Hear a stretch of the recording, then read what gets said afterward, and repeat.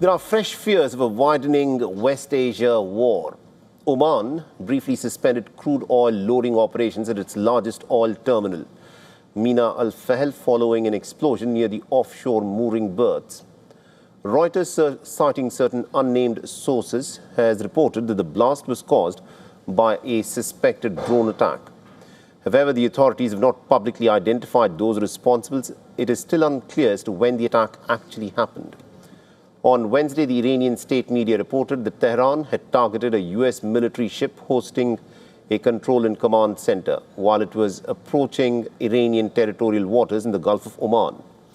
However, the U.S. Central Command has denied Iran's allegations. The Mina Al Fahal is located on the Gulf of Oman outside the Strait of Hormuz. It is one of the country's most important oil exporting terminals. Mina Al Fahal is in fact positioned strategically outside the highly volatile Strait of Hormuz. Situated on the coast near Muscat, the terminal serves as a primary lifeline for Oman's crude exports, handling between 800,000 to 900,000 barrels of crude per day. Oman has long acted as a back-channel diplomatic mediator between the United States and Tehran. Any infrastructure disruption on its territory marks a critical escalation in the wider West Asia war.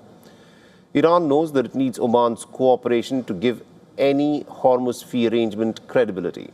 Oman, on the other hand, is aware that it can de-escalate tensions by making sure that these fees are never hardened into an arrangement that is permanent or that looks like a toll. Oman is resisting U.S. pressure to break its links with Iran. It insists that it has only been negotiating with Tehran on a future management system for the Strait of Hormuz that would be compliant with international law. But the American President Donald Trump last week, in off-the-cuff remarks, threw Oman into the spotlight. He threatened to bomb Oman. But Muscat has tried to assuage Washington by saying that the Sultanate is opposed to any system of tolls and will uphold the principle of freedom of navigation. At present, Oman is trying to find a formula that gives Iran enough to claim victory, gives the U.S. enough to avoid acknowledging that any of its red lines were crossed, and also gives the global economy and the shipping industry enough confidence to believe that the strait has been reopened.